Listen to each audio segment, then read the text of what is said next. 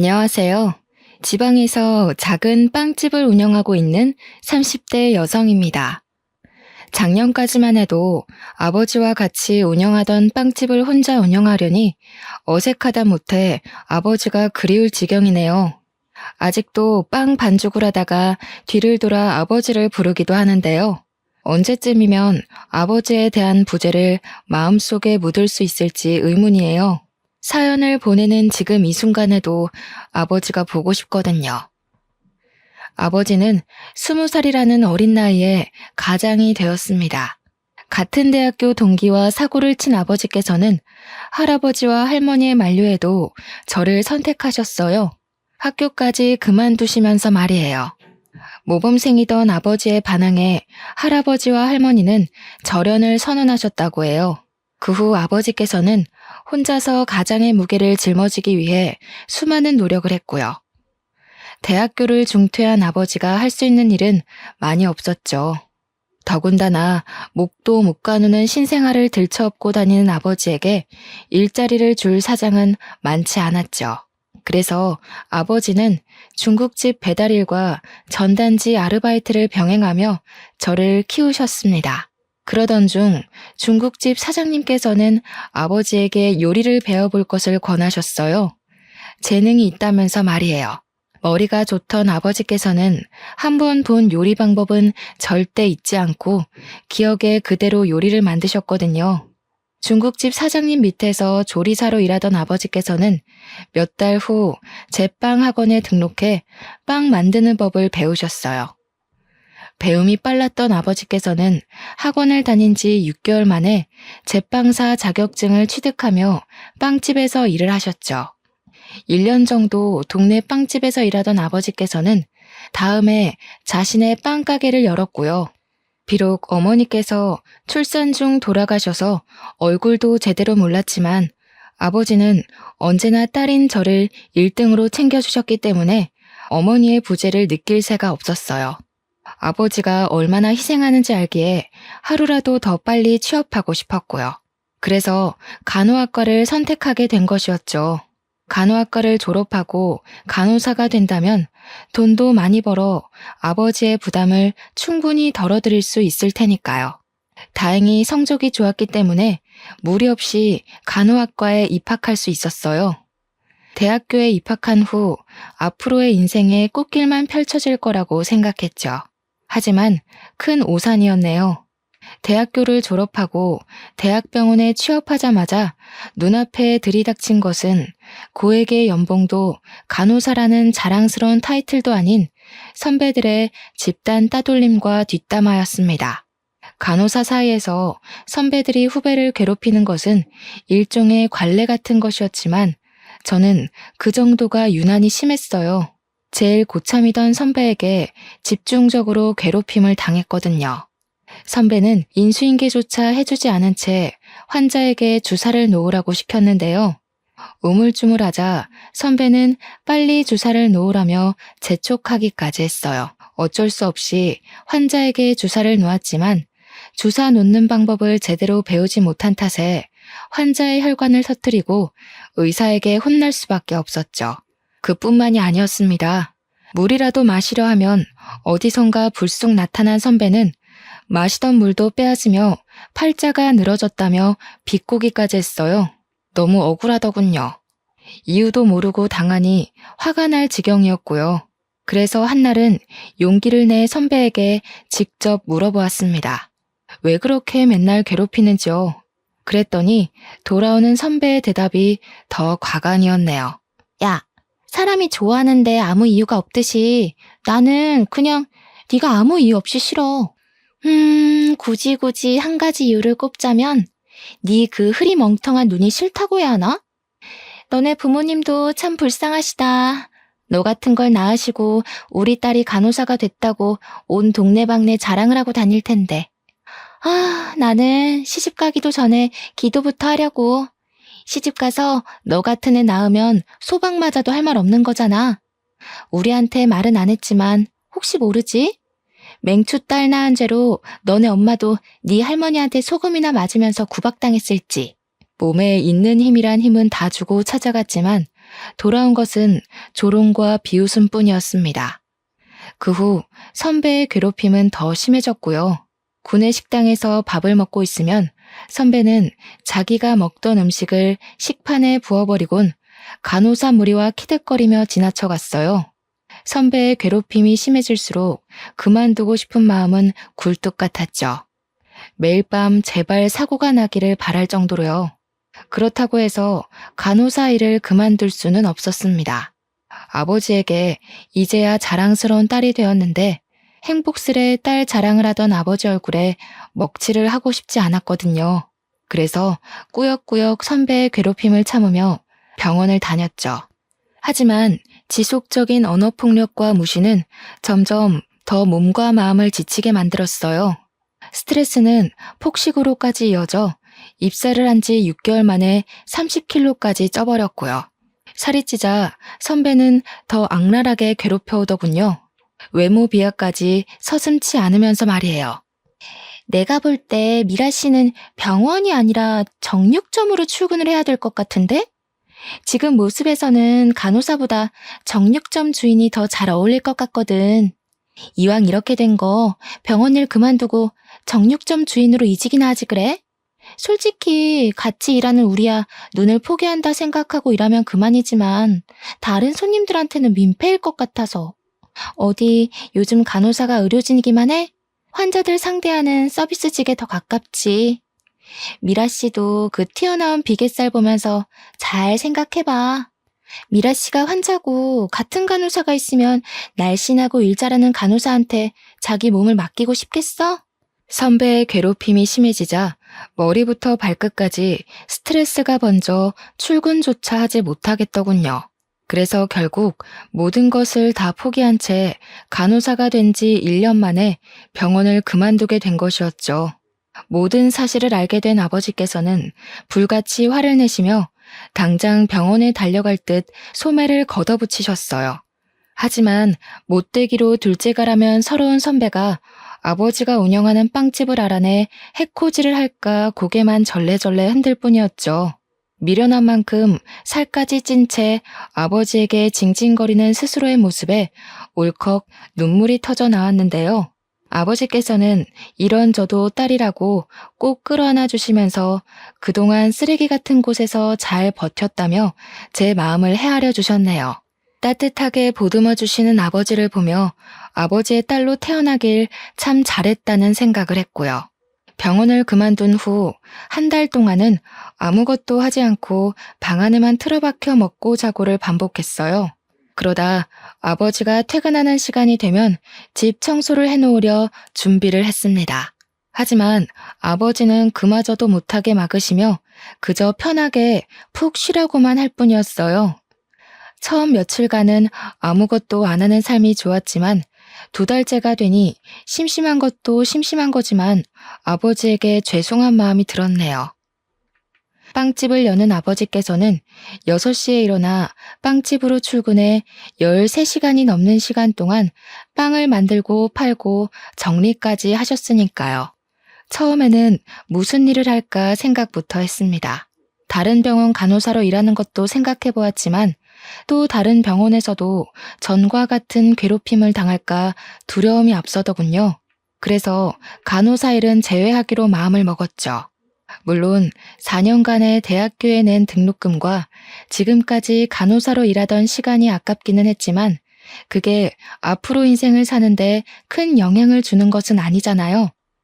그렇게 생각을 하던 중 일단 제빵학원에 다녀보기로 결심했습니다. 어려서부터 아버지의 어깨너머로 빵 만드는 방법을 봐서인지 간호사로 취업을 했을 때부터 제빵을 배워보고 싶다는 생각을 했거든요. 제빵학원을 다니는 것은 즐거웠어요. 열심히 모양을 잡은 반죽이 따끈한 빵이 되는 것을 보는 것도, 새로운 빵을 만드는 방법을 배우는 것도 신기했어요. 제빵 자격증을 취득한 뒤로는 아버지에게 빵집에서 같이 일하게 해달라며 조르다시피 부탁을 드렸죠.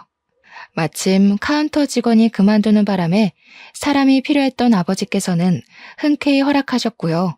아버지의 노련한 솜씨와 젊은 사람의 취향을 잘 아는 제가 합쳐지자 빵집은 예전보다 2배 더 장사가 잘 되더군요. 손님이 북적일수록 카운터의 문이 닫히지 않을 정도로 돈은 넘쳐났죠. 매출이 늘어나자 아버지께서는 자기 생활비와 월세를 제외한 후 모든 금액을 넘겨주었어요. 거부를 해봐도 아버지께서는 안 받을 바에는 불에 태울 거라며 반협박식으로 주머니에 돈을 찔러 넣으셨습니다. 어쩔 수 없이 돈을 받기는 했지만 도저히 아버지가 주신 돈을 흥청망청 쓸 수가 없었네요. 그래서 만일의 일을 대비해 적금 통장에 차곡차곡 모아놓았죠. 하루에 100명이 넘을 정도로 빵집이 인기가 많아지자 아버지에게는 다른 고민거리가 생기셨어요. 바로 저의 결혼 문제였어요.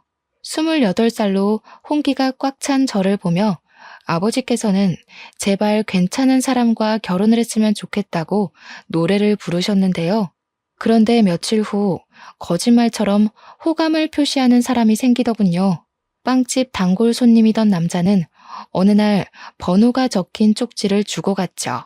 바로 위층 학원에서 고등학교 영어 강사로 일하고 있는 남자는 통통하고 귀여운 제가 마음에 든다며 용기를 냈다고 했어요. 처음에는 사람에게 입은 상처가 커 남자를 밀어내려 했지만 남자는 끊임없이 자기의 마음을 표하며 근처를 서성였죠. 결국 남자의 적극적인 애정 공세로 만남을 시작한 만남은 결혼까지 생각하는 깊은 인연으로 변하게 되었습니다. 남자는 부모님이 빨리 돌아가셔서 중학생 때부터 3살 위의 누나와 함께 의지하며 살았다고 했어요. 오히려 그 점이 마음에 들었죠. 가족이 없는 아픔을 아는 남자라면 오히려 가족의 소중함을 더 잘할 거라고 생각했거든요. 그렇게 시간이 지나고 기다리던 상견례 날짜가 다가왔습니다. 아버지께서는 내색을 하지는 않으셨지만 상견례 자리가 무척 떨려 보이셨어요. 저 또한 예외는 아니었고요. 아직 얼굴을 보지는 않았지만 남자의 누나라면 좋은 관계를 맺을 수 있다고 생각했네요. 서로 같은 아픔이 있는 사람들끼리는 더 빨리 친밀감을 쌓는 법이잖아요. 마침 상견례 장소로 정한 식당 옆으로 꽃집이 보이더군요. 꽃집 앞에는 핑크색 장미꽃이 놓여 있었어요. 그 꽃은 꼭 앞으로 시작될 앞날을 축복해주는 기분이 들었고요. 그래서 계산을 한 뒤 꽃다발을 품에 안고 식당 안으로 들어갔죠. 은은하게 퍼지는 장미 향기를 맡으며 앞으로의 앞날이 봄날이 펼쳐질 거라고 확신했습니다. 하지만 이런 확신은 예비 신우이의 얼굴을 보는 순간 산산이 부서지고 말았네요. 꿈에서조차 나올까 두려웠던 선배가 떡하니 바로 앞자리에 앉아 있었으니까요. 선배의 얼굴을 보는 순간 입가에 경련이 일어났어요. 품 안에 있던 꽃다발은 들고 있기 힘들 정도로 무겁게 느껴졌고요. 장미다발은 바닥에 떨어지자 파릇파릇하던 꽃잎들은 다 떨어져 버렸습니다. 식당 바닥에는 온통 장미 꽃잎뿐이었죠. 서 있는 자세에 그대로 얼어있자 저와 남자를 번갈아가며 쳐다보던 선배는 손을 높이 들어올려 남자의 뺨을 내리쳤죠. 있는 힘껏 말이에요. 야, 너는 주변에 만날 여자가 그렇게 없냐? 내가 평범한 애면 말을 하네. 하필 골라와도 저런 돼지 같은 애를. 최소한 사람 같은 애를 데리고 왔어야지. 이건 뭐 도살장에 끌려가는 돼지를 데리고 온 것도 아니고 차라리 이럴 거면 결혼을 하지 말고 학원이고 뭐고 다 때려치우고 시골에서 돼지 농장이나 열어. 신부감을 왜 구해? 농장 암태지 중에 아무나 하고 결혼하면 되지. 뭐? 돼지 농장? 부모 없이 열심히 살았다고 해서 좋게 봐주려고 했더니 자네가 말한 부모 없이 열심히 살았다는 게 남의 집 귀한 자식들 비아냥거리면서 부모들 생사를 다 깎아버린 걸 말하는 건가? 내가 아무리 우리 딸 시집 보내고 싶다고 해도 이건 아니지. 어른 있는 데서 버르장머리 없이 동생한테 손 찍어마는 꼴을 보면 우리 딸한테 어떻게 대할지 안 봐도 뻔하지. 자네 누나가 돼지 같다고 한 내 딸, 나한테는 눈에 넣어도 아프지 않을 귀한 자식이니 이번 결혼은 없던 일로 하겠네. 아버지께서는 손까지 떠시며 분노하셨습니다. 선배가 막대 먹은 것은 알았지만 어른 앞에서까지 이럴 줄은 몰랐죠. 아버지께서는 선배에게 따끔한 혼을 내셨지만 선배는 콧방귀를 끼며 들은 채도 안 했고요. 저 비계덩어리를 눈에 넣으신다고요? 그러다가 실명하실 텐데. 저도 아저씨 딸처럼 뚱뚱하고 굼뜬 옳게 생길까봐 걱정했는데 잘 됐네요. 둘이 결혼한다고 했으면 제가 어떻게 해서라도 이혼시키려고 했는데 제가 또 사람 피말리는 건 전문이거든요. 아저씨도 자꾸 딸 예쁘다고 감싸지만 마시고 따끔하게 혼도 내고 그러세요. 음식도 작작 먹이고요. 접시도 뜯어먹게 생긴 여자를 누가 좋아하겠어요? 소박이나 안 맞으면 다행이지. 딸 밥 해 먹일 때도 고생이시겠네요. 사람만 한 수트로 밥을 지어야 하니. 그래도 아저씨 집은 좋겠네요. 바로 옆에 음식 처리기가 떡하니 버티고 서 있잖아요. 아, 그것보다는 밥값이 더 많이 들려나? 누나, 도대체 언제까지 이럴 거야? 누나 때문에 도망간 애들이 한둘인 줄 알아? 이럴 거면 상견례 자리는 왜 따라오겠다고 한 거야? 매번 누나 때문에 이런 식으로 결혼 엎어지는 것도 지겨워. 차라리 계속 깽판을 치고 싶은 거면 누나야말로 상견례 자리에서 이러지 말고 차라리 개싸움 하는 데를 가라고. 너 고작 저 비계덩어리 때문에 나한테 화내는 거야? 부모님 돌아가시고 내가 너를 어떻게 키웠는데 도대체 뭐에 홀려서 나한테 이러는지는 모르겠지만 너 정신 똑바로 차려. 와이프는 얼마든지 바꿀 수 있어도 피나는 형제끼리는 죽을 때까지 같이 가는 법이야. 막말로 전현이 바람이라도 피우고 나면 너 어쩔 건데? 저 아저씨가 네 편 들어줄 것 같아? 이 세상에 네 편 들어줄 사람 나밖에 없을걸? 이 세상에 내 편 들어줄 사람이 누나밖에 없는 게 아니라 이 세상에 나를 제일 괴롭히는 사람이야. 이 결혼 깨지면 다시는 누나 안 볼 테니까 그런 줄 알아. 상견례가 끝난 후 남자는 매일같이 저희 집 앞을 찾아왔어요. 누나의 잘못까지 자신이 빈다면서요. 하지만 아버지는 단호하게 남자를 밀어내셨죠. 언제나 다정하시던 아버지의 환한 모습에 당황하기도 했습니다. 이만하면 봐줄만도 한데 아버지께서는 절대 물러나지 않으셨거든요. 하지만 한편으로는 이런 아버지가 있다는 것이 고맙기도 했네요. 아버지가 아니었다면 바보 같은 저는 얼렁뚱땅 남자의 사과에 넘어가 빚지는 결혼을 했을 테니까요. 아버지가 계속해서 강한 태도로 나오자 급기야는 선배까지 집 앞으로 찾아오더군요. 선배는 자신이 경솔했다며 제발 이 결혼만은 진행해달라고 했습니다. 선배의 사과를 받은 후에야 아버지는 결혼을 허락하셨고요. 결혼 후 모든 것이 순조롭게 풀릴 것 같았지만 막상 식을 올리고 나니 그게 아니었어요. 결혼은 현실이란 말을 이해하게 되었죠. 어른의 도움 없이 혼자서 학업을 마쳐야 했던 남편에게는 빚이 참 많았거든요. 학자금 대출금부터 차 할부금까지 남편의 월급은 손에 들어오기도 전에 곳곳에 있는 채무자들에게 넘겨주는 셈이었죠. 그래서 모아놓은 돈으로 신혼살림을 시작했네요. 신혼집을 구하고 가구를 사서야 아버지께서 왜 그렇게 많은 돈을 저에게 주셨는지 알게 되었습니다. 다행히 차곡차곡 돈을 모아놓은 탓에 아파트로 이사를 갈 수 있었어요.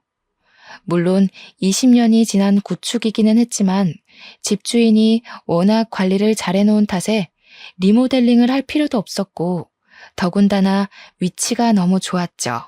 새로 구한 신혼집은 도보로 출근을 할 수 있었습니다.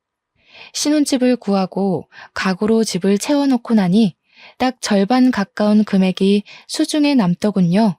남은 돈은 당연히 아버지에게 드렸고요. 남편 또한 아버지에게 지원받은 것이 있으니 당연히 수긍할 거라고 생각했죠. 하지만 남편은 저와 생각이 많이 다른 것 같더군요. 우리 형편도 넉넉하지 않은 마당에 괜히 아까운 돈을 아버지에게 드렸다면서 입이 오리만큼 나왔거든요. 그걸로도 모자라 남편은 아버지에게 드렸던 돈을 다시 찾아오라고 했네요. 나이도 많고 혼자 사는 아버지에게 그 큰 돈이 무슨 필요가 있냐면서요. 기가 막혔습니다. 남편을 비하하는 것은 아니었지만 집을 사는데 돈을 보태기는커녕 몸만 달랑 들어온 주제에 마치 돈주인이라도 된 듯이 뻔뻔하게 나오는 것을 전혀 이해할 수 없었어요. 그래서 꾹 다물었던 입을 연 것이었죠. 내가 치사하게 들릴까봐 이런 말까지는 안 하려고 했지만 당신 좀 너무한 거 아니야? 집 사는데 10원 한 장 안 보탰으면서 돈 욕심은 왜 그렇게 많은 건데? 누가 보면 집이며 차며 다 당신 돈으로 해온 줄 알겠어. 당신이 지금 아파트에서 배 따시게 자서 까먹었나 본데 우리 형편에 이 정도 평수 아파트에서 비싼 가전제품 들이고 사는 게 다 누구 덕분인데. 아빠 돈 아니었으면 우리가 이렇게 살 수나 있었겠냐고. 아, 그래. 네 본심이 이거였네. 그래. 나 부모도 없고 가진 것도 없어서 장가 올 때 빈손으로 들어온 능력 없는 놈이다. 근데 그게 뭐 어때서? 모르고 결혼한 것도 아니고 다 알고 결혼했으면서 이제 와서 그거 가지고 걸고 넘어지는 이유가 뭔데? 애초에 결혼이라는 게 왜 있는 건데? 서로 부족한 점 있으면 채우고 살라고 있는 거잖아. 나도 나지만 당신도 잘난 거 하나 없으면서 서로 보듬고 사는 게 당연한 거잖아. 그까짓 돈 얼마나 한다고 남편 속까지 들치면서 말썽을 피우는지. 우리 사정 뻔히 알면서 장인어른도 그러시는 거 아니야. 빵 반죽만 주무르는 사람이 그 많은 돈 쓸 데가 어디 있다고. 내가 부모였으면 형편 어려운 딸내 부부한테 줬을 거라고. 늙으면 욕심만 많아진다고 하더니 장인어른이 딱 그 꼴이잖아. 당신, 우리 아빠한테 어떻게 그런 말을 할 수가 있어. 우리 아빠 표현은 안 하지만 당신 엄청 아끼셨어. 그리고 돈 필요할 때마다 우리 아빠한테 몰래 가서 용돈 달라고 손 내밀었던 거 내가 몰라서 가만히 있었는지 알아? 당신이 우리 아빠한테 가져간 돈만 다 합쳐도 돈 1,000만 원은 나와. 근데 뭐? 우리 아빠가 늙어서 욕심만 많아? 나는 무슨 일이 있어도 그 돈 다시 못 가져오니까 그렇게 돈이 가지고 싶으면 당신이 직접 대리운전을 하던 편의점 아르바이트를 하던 일하면서 벌어. 애초에 성인이면 자기가 쓸 돈은 자기가 책임지는 게 당연한 거잖아? 그래, 고아 주제에 아빠 잘 만나서 호강에 코 박은 마누라한테 내가 뭘 바라겠냐? 그냥 닥치고 돈이나 벌면서 처가살이나 해야지. 반박할 말이 없는지 남편은 씩씩거리며 화만 낼 뿐이었어요. 돈 문제로 다투고 난 후에는 감정이 상했는지 일주일 정도 각방을 썼고요. 남편의 행동이 지나치다는 것은 알았지만 얼굴을 붉힐 정도로 심한 일도 아니었기에 그냥 넘어가려고 했는데요. 먼저 신우이에게 전화가 오더군요. 신우이는 전화를 받자마자 입에 담지 못할 상스러운 말들로 귀를 더럽혔습니다. 어찌된 영문인지 신우이는 아버지에게 드린 돈의 행방을 알고 있더군요. 추측하는 것은 간단했어요. 입이 50원짜리 동전보다 싼 남편이 그 사이를 못 참고 신우이에게 돈 때문에 싸운 것을 일러 바친 것이었죠. 신우이는 세상이 아무리 좋아졌지만 어디 남편에게 바락바락 언성을 높이냐면서 혼을 내기 시작했습니다. 병원에서 저를 괴롭힐 때처럼 말이에요. 하지만 그때처럼 가만히 당하고만 있지는 않았네요. 형님이 이렇게까지 저희 부부 지갑 사정을 생각해 주시는 줄 몰랐네요. 이럴 줄 알았으면 형님한테 명품백이 아니라 그냥 결혼식 기념 뷔페 이용권이나 드리는 건데 제가 생각을 잘못했네요. 그럼 말 나온 김에 제가 형님한테 사드린 명품백 먼저 다시 돌려주시겠어요? 그 가방 판돈이면 저희 아버지 드린 돈만큼은 못하더라도 우리 그이 차 할부금 갚을 돈은 될 것 같은데요. 아시다시피 저희 아버지는 연세가 있으시잖아요. 나이 들어서 아픈 게 제일 서럽다는데 그래도 돈은 있어야죠. 가방은 저희 집 주소로 보내주시면 돼요. 가방 이야기를 꺼내자 신우이는 언제 떠들었냐는 듯이 가만히 있었습니다. 남의 돈으로 생색은 내고 싶지만 자기가 가진 걸 포기하면서까지 남편을 돕고 싶지는 않았던 것이죠. 이번 일로 잘 마무리되면 좋았겠지만 남편과 신우이는 여러 번 사건 사고를 일으키며 머리를 아프게 했어요. 사치가 심한 신우이는 언제나 생활고에 시달렸습니다. 월급을 받는 족족 미친 듯이 카드를 긁던 신우이는 부업을 시작한다고 했고요. 신우이가 선택한 부업은 보험이었어요. 보험 영업을 뛰는 친구를 따라 시작한 것이었죠. 신우이가 살가운 척을 한 것도 보험을 시작한 후부터였습니다. 빵집 근처에는 코빼기도 안 비치던 신우이는 병원 일이 끝나면 빵집으로 달려와 보험을 들라며 아버지와 저를 꼬시려고 했죠. 필요한 보험이라면 들어줄 법도 했지만 신우이는 50만 원이나 되는 종신보험을 가입하라며 서류를 내밀었어요. 터무니없는 가격에 놀라 손사래를 칠 때면 신우이는 다 피가 되고 살이 되는 보험이라며 들라고 강요를 했습니다. 참다 못한 아버지께서 호통을 치자 신우이는 그제서야 보험 서류를 가방에 집어넣었고요. 그 후 신우이는 저희 가족에게 보험을 들라는 강요를 하지 않았어요. 신우이가 드디어 정신을 차렸다고 생각했죠. 하지만 그 생각은 오래가지 못했네요. 우연히 확인한 남편의 통장에서는 꾸준히 50만 원이 빠져나가고 있었거든요. 남편에게 50만 원의 행방을 묻자 처음에는 노트북을 사서 그런 거라며 변명을 했어요. 하지만 계속 추궁하자 신우이에게 종신보험을 들어주었다고 실토를 했죠. 남편이 신우이에게서 말도 안 되는 보험을 들어준 것도 화가 났지만 제일 어이가 없었던 것은 신우이였습니다. 자신의 사치를 하기 위해 하나밖에 없는 남동생에게 말도 안 되는 보험을 팔아먹다뇨. 남편의 벌이가 좋았다면 그런가 보다 하고 넘어갔을 수도 있지만 한 달에 300 남짓 버는 사람에게 50만 원은 너무 큰 돈인 거잖아요. 더군다나 학자금 대출과 차 할부금까지 있는 것을 뻔히 알면서 보험을 들라고 강요하다뇨. 당장 보험을 해지하라 말했지만 남편은 요즘 신우이의 사정이 넉넉지 않아 자신이 해지하면 큰일이라고 하더군요. 큰일 나겠지. 백화점에서 룰루랄라 돈 쓸 생각에 신나 있었는데 당신이 보험 해지라도 해봐. 돈 물어주느라 백화점 쇼핑은커녕 밀려있는 카드값도 못 낼 텐데. 형님도 진짜 너무해. 학자금 대출이랑 차 할부금만으로도 빠듯해서 허리 졸라매고 사는 거 뻔히 아시면서 어떻게 50만 원이나 되는 엉터리 보험을 다른 사람도 아니고 동생인 당신한테 들라고 하셔? 아무리 사기꾼이어도 자기 가족은 안 건드린다는데 형님은 도대체 뭐야? 하나밖에 없는 가족이면서 도와주지는 못할 망정 다 부러진 허리에 빨대 꽂으려고 하잖아. 졸라매다 부러진 허리 보는 게 안타까웠으면 당신이 누나 보험 들어줬으면 됐잖아. 일을 꼬이게 만든 게 누군데? 가게 돈통만 털어와도 그까짓 50만 원은 그냥 내겠구먼. 그까짓 50만 원 가지고 유나는. 신우이에게 깜빡 속아 사기를 당했으면서도 남편은 끝끝내 당당했어요. 아니 오히려 뻔뻔하게 턱을 치켜들었습니다. 그래서 직접 나서기로 했죠. 병원을 찾아가자 예상대로 신우이는 오리발을 내밀더군요. 그래서 확실하게 으름장을 놓았습니다. 당장 남편 앞으로 들어놓은 보험을 해지하지 않는다면 보험 사기죄로 고소를 한다고요. 협박을 하고 싶지는 않았지만 말귀를 못 알아듣는 신우이에게는 이 방법뿐이었어요.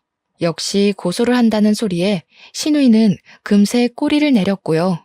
된통 매운맛을 봐서인지 그 다음부터는 신우이 또한 함부로 굴지 않았어요. 신우이와는 여전히 껄끄러운 관계이기는 했지만 그래도 얼굴을 붉히지 않을 정도의 거리를 유지하는 것만으로도 다행인 거잖아요. 남편 또한 보험 사건 이후 반성을 했기에 부부관계 또한 더할 나위 없이 좋았는데요. 단 한 가지 문제가 있다면 아이가 생기지 않는다는 것이었습니다. 남편에게 검사를 해보자고 해도 아무 문제가 없다며 어물쩍 넘어갈 뿐이었어요.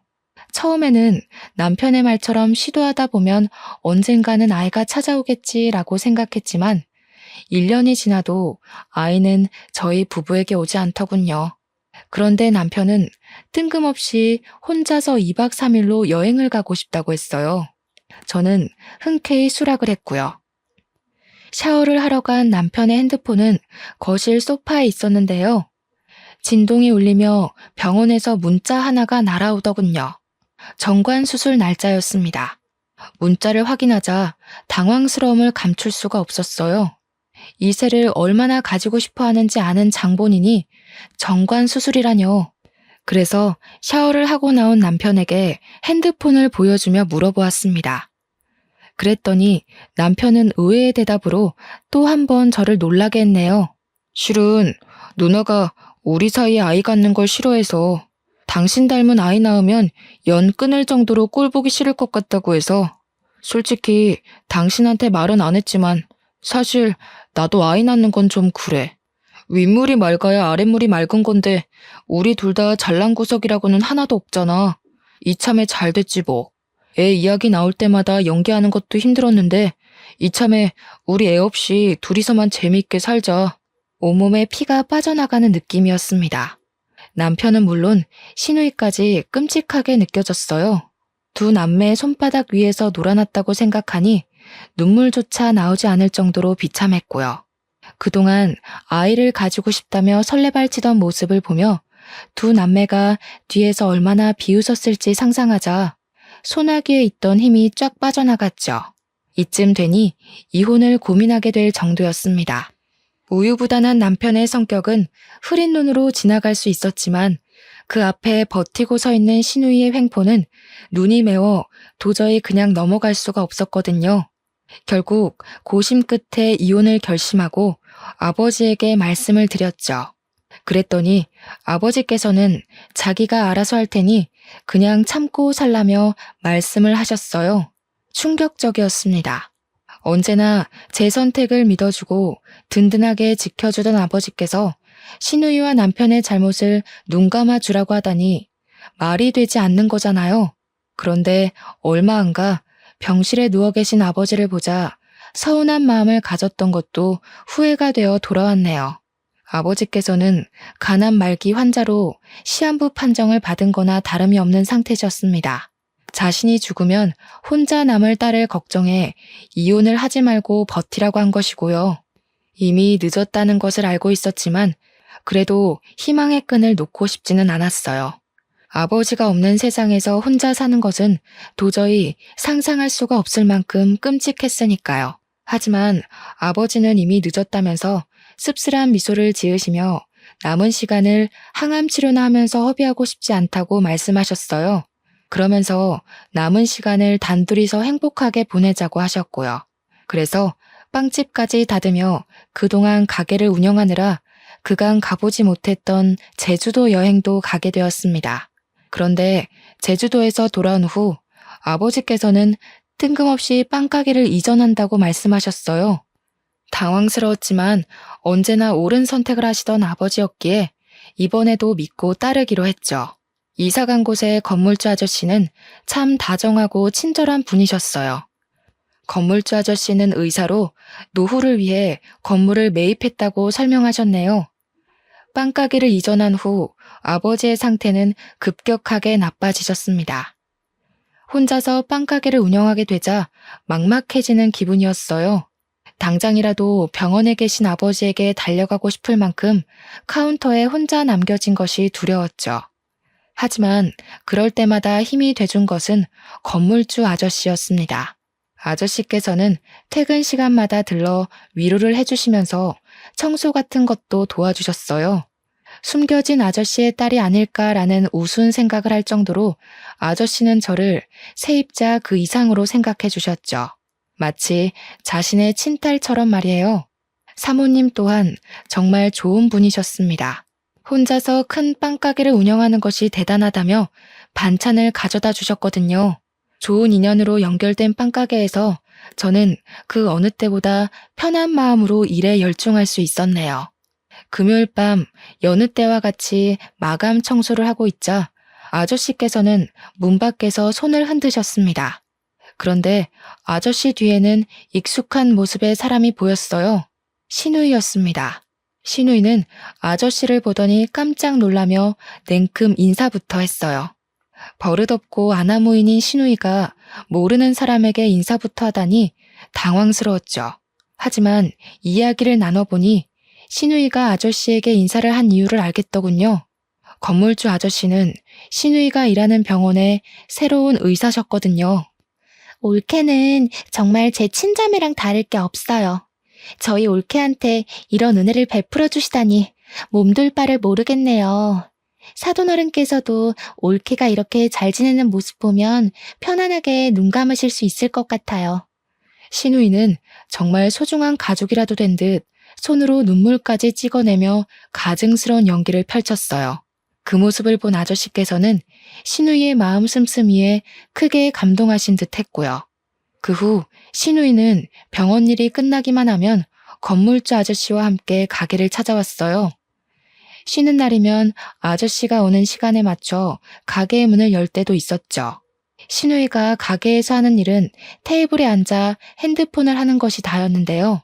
창문 밖으로 신호등을 기다리는 아저씨의 모습이 보이면 들고 있던 빗자루도 빼앗아 열심히 청소하는 척을 했습니다. 흡족한 미소를 지으신 아저씨는 신우이에게 괜찮은 남자가 있으니 만나보는 것이 어떻겠냐며 제안을 하셨어요. 신우이는 당연히 그 제안을 수락했죠. 아저씨의 소개로 만난 둘은 연애를 한 지 3개월도 안 돼 결혼 이야기가 오갔는데요. 재벌에 가까운 재력가에 얼굴도 잘생긴 남자는 신우이가 만나기 아까운 남자였습니다. 갖고 온 빵을 진열할 때면 어느새 찾아온 신우이는 손을 내밀며 반지를 자랑했어요. 네 번째 손가락에는 1캐럿은 거뜬히 넘어 보이는 다이아 반지가 끼워져 있었죠. 아무래도 나는 참 복이 많은 것 같아. 뭐 엄마 아빠가 일찍 돌아가신 게 흠이기는 하지만 만나는 남자들마다 다 나한테 잘해주려고 하잖아. 별 볼 일 없는 여자들이나 끼리끼리 결혼한다고 하는 거지. 나 봐봐. 부모 없는 고아에 가진 거라고는 보증금 1,000만 원밖에 없는데 열째벌 안 부러운 남자 만나서 인생 핀 거. 이런 거 보면 신은 참 불공평해. 나같이 운 좋아서 만나는 남자들한테 모두 사랑받는 사람이 있는가 하면 올케처럼 사랑이라고는 가뭄에 콩 나듯이 받는 사람도 있잖아. 아, 우리 올케 불쌍해서 어쩌나? 그나마 그 뚱뚱한 몸뚱이 감싸주던 아빠마저 하늘나라로 갈 예정인 거잖아. 올케는 내 동생이라도 있는 걸 다행이라고 생각해. 아니었어 봐.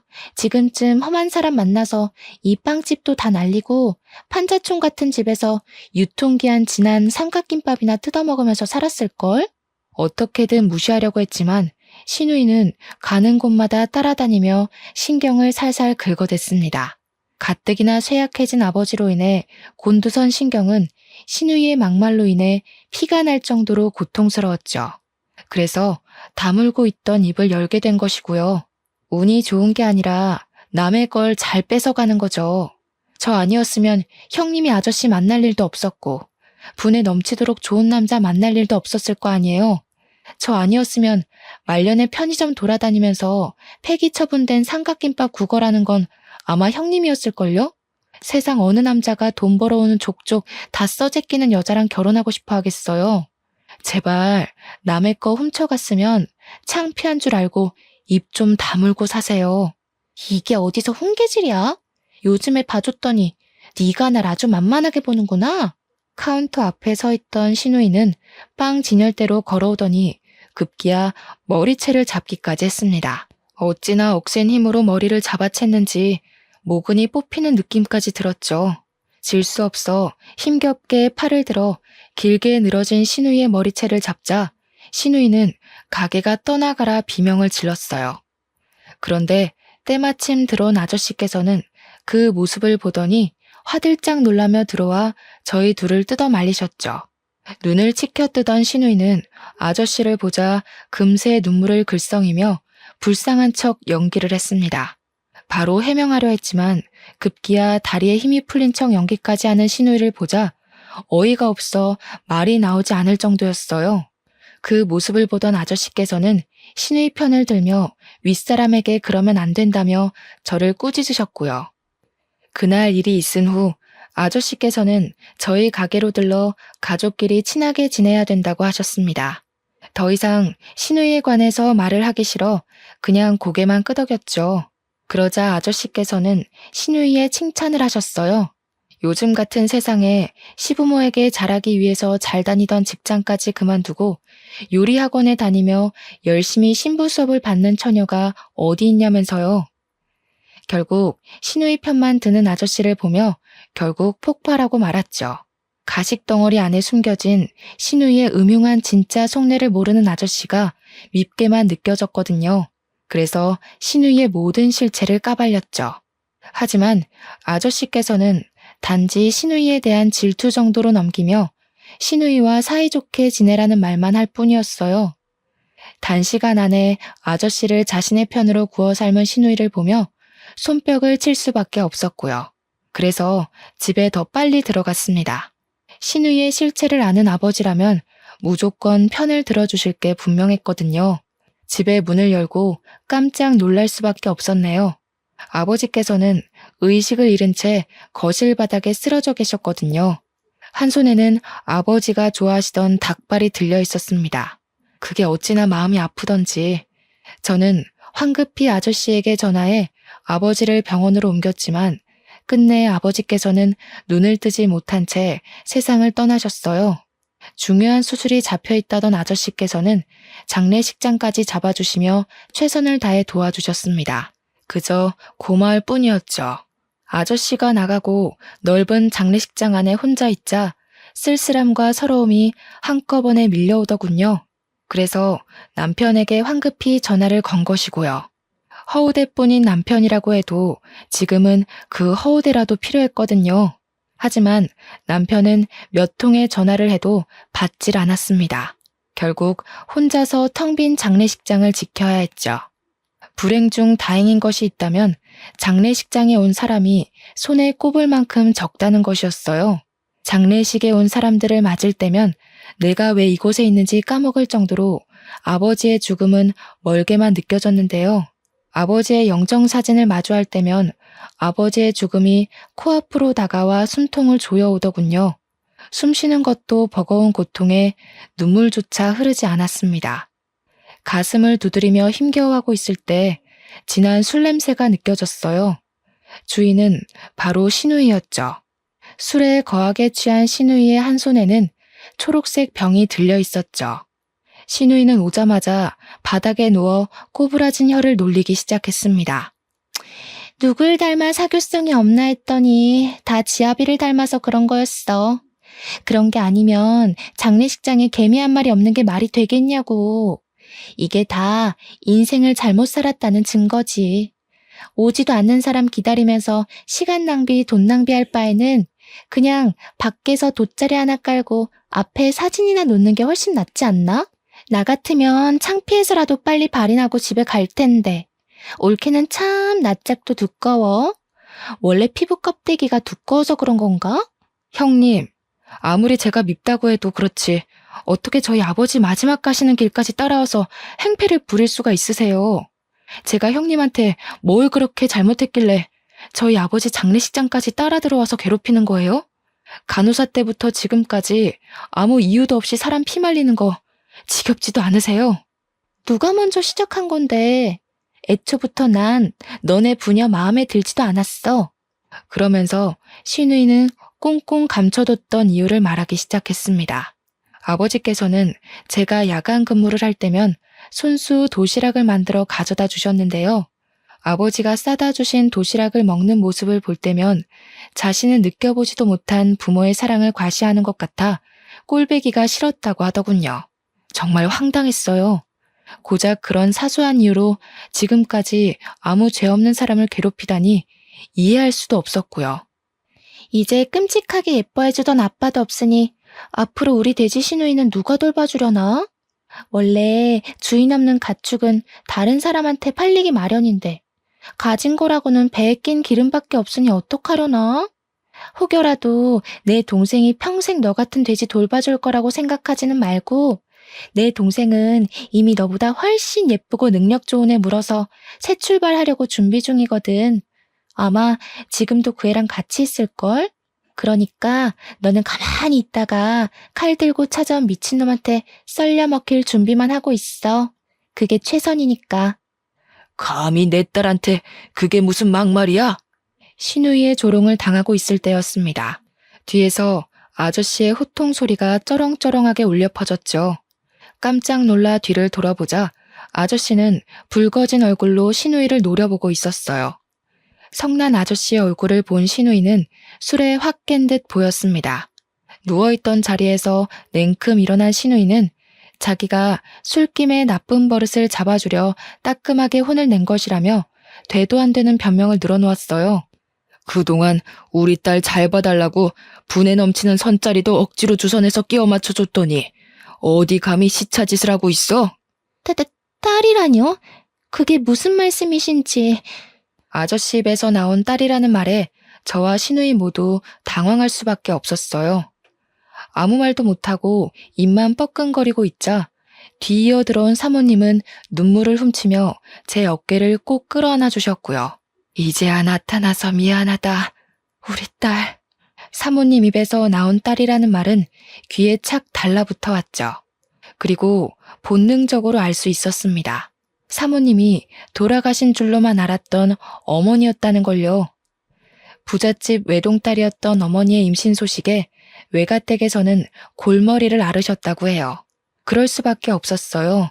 어머니와 어울리지 않게 아버지께서는 가난한 농부의 자식이었거든요. 그래서 어머니 또한 저를 지우려고 한 것이고요. 하지만 아버지께서는 무릎까지 꿇으시며 쥐죽은 듯이 아이를 키우면서 살 테니 제발 낳아만 달라고 애원을 하셨습니다. 어머니께서는 약속을 지키셨죠. 그 후 어머니는 자신의 존재를 비밀로 붙인 채 매달 생활비를 보태주면서 살아왔다고 해요. 그러던 중 시한부 판정을 받은 아버지의 전화에 모습을 드러내신 거고요. 이미 건물주 아저씨와 결혼을 한 어머니께서는 저의 존재를 그때 털어놓으셨습니다. 자식이 없던 아저씨께서는 어머니의 숨겨진 부분까지 안아주셨어요. 모든 것을 알게 되자 왈칵 눈물이 터져 나오더군요. 지금까지 아버지를 제외한 누구에게도 사랑받지 못하는 삶을 살았다고 생각했었는데 보이지 않는 곳에서 많은 이들의 사랑을 받은 것이잖아요. 그리고 아버지가 남겨주신 사랑의 덩어리가 너무 커 어떻게 해야 할지를 몰랐습니다. 어머니께서는 아버지의 영정사진 앞에 목 놓아 우는 것을 지켜보시며 등을 토닥여 주셨어요. 반대로 그 옆에 서 있던 시누이는 산 송장처럼 퍼렇게 질린 얼굴로 손을 덜덜 떨었죠. 신우 자리에서 우리 딸한테 어떻게 대했는지 잘 알았으니 보고 느끼고 들은 그대로 남편 될 사람한테 알려줘야지. 저도 알고 보면 참 불쌍하게 살았어요. 올케는 아버지 사랑이라도 받았지만 저는 부모님이 일찍 돌아가신 탓에 사랑은커녕 얼굴도 제대로 모르고 컸는데 제발 불쌍하게 생각해서라도 시댁에 알리지만 말아주세요. 저 이 결혼 잘못되면 살 자신이 없어서 그래요. 이번만 두 눈 감고 넘어가 주시면 앞으로 올케 근처에는 얼씬거리지도 않고 쥐 죽은 듯이 살게요. 그러니까 제발 한 번만 봐주세요. 시누이는 고개까지 조아리며 두 손이 발이 되도록 빌었지만 아저씨의 태도는 완고했어요. 오히려 그런 행동이 독이 된 듯 보이기도 했죠. 사람이 어렵고 힘든 걸 알았으면 더 잘해주려고 했어야지. 나는 더 이상 소중한 우리 딸 가축 취급하던 인간이랑은 얼굴 맞대고 이야기하고 싶지 않으니 당장 돌아가게. 지금이야 그동안의 정을 생각해서 시댁에 알리는 것만으로 끝나지만 한 번만 더 우리 딸한테 그 가짜는 혀 놀렸다가는 병원 근처에도 얼씬 못하게 할 테니까 그런 줄 알고. 이건 말도 안 돼. 내가 저 돼지 새끼보다 못한 게 뭔데 이런 대우를 받아야 되는 거냐고. 아저씨는 사람들을 시켜 시누이를 장례식장 밖으로 끌어내려고 했는데요. 시누이는 마지막 발악이라도 하는 듯이 바닥에 손톱을 박아 넣으며 안간힘을 쓰고 장례식장 밖으로 나가지 않기 위해 버티더군요. 하지만 시누이의 처절한 버팀도 경찰이 오면서 끝이 났어요. 아버지의 장례식이 끝난 후 아직도 정신을 차리지 못한 시누이는 버젓이 문을 열고 빵가게 안으로 들어왔습니다. 꼴이 말이 아닐 정도로 초췌해진 시누이는 대뜸 핸드폰부터 내밀었어요. 너 때문에 결혼식장 들어가기도 전에 파혼하게 생겼으니까 우리 남편한테 전화해서 지금까지 아저씨 한 말 다 거짓말이었다고 말해. 물론 네 입장에서는 내가 미울 수도 있겠지만 그래도 내가 망가지는 꼴을 보고 싶은 건 아닐 거 아니야. 네가 우리 동생이랑 이혼할 것도 아니고 만약 너 때문에 갈 곳도 없는 내가 파혼당하면 오히려 불편한 건 너라고. 생각해봐. 맨날 한 집에서 얼굴 부딪히면서 살아야 할 텐데 그게 어디 말처럼 쉬운 일이야? 그러니까 괜히 서로 얼굴 붉힐 일 만들지 말고 빨리 전화해서 다 거짓말이었다고 말해. 그 정도 하면 나도 동생한테 잠은 집에 들어와서 잘하는 말 정도는 해줄 테니까 너도 알잖아. 우리 동생 내 말이면 껌뻑 죽는 거. 애초에 삐뚤어진 형님 인성 때문에 굴러들어온 복을 넝쿨째 뽑았으면서 제가 어떻게 복원 작업을 하겠어요. 수습하는 것도 뿌리가 있어야 가능한 거죠.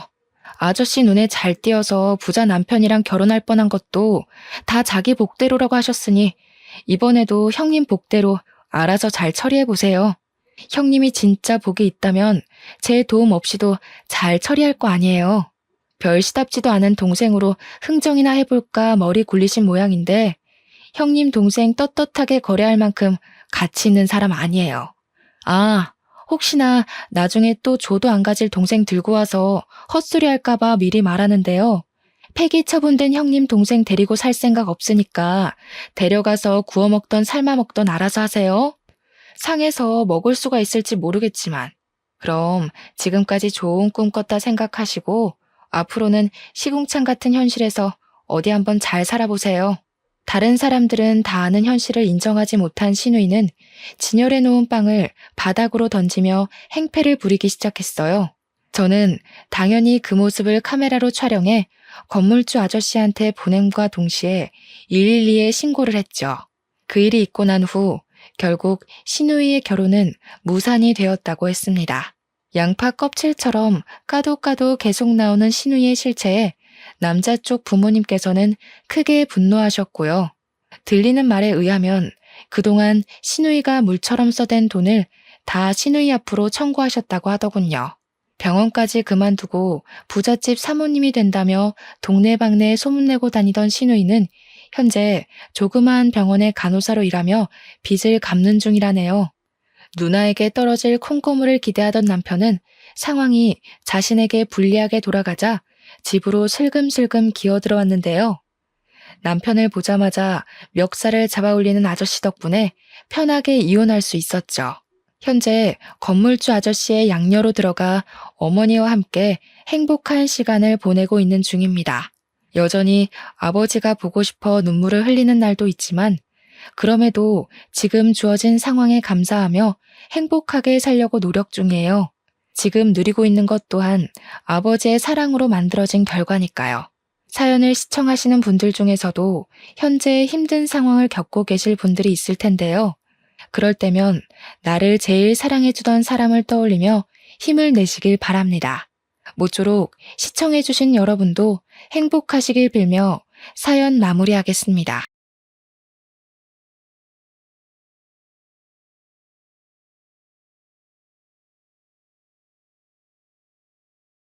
안녕하세요. 저는 서울에서 메이크업 일을 하고 있는 40대 여자입니다. 사연을 들어보면 세상에 참 별일이 다 있다는 생각이 들지 않나요? 저도 무척이나 공감합니다. 하지만 제가 겪어온 일도 돌이켜보면 사연으로 나올 법한 일이라는 생각이 들더라고요. 그래서 이렇게 용기 내서 글을 작성해 보았어요.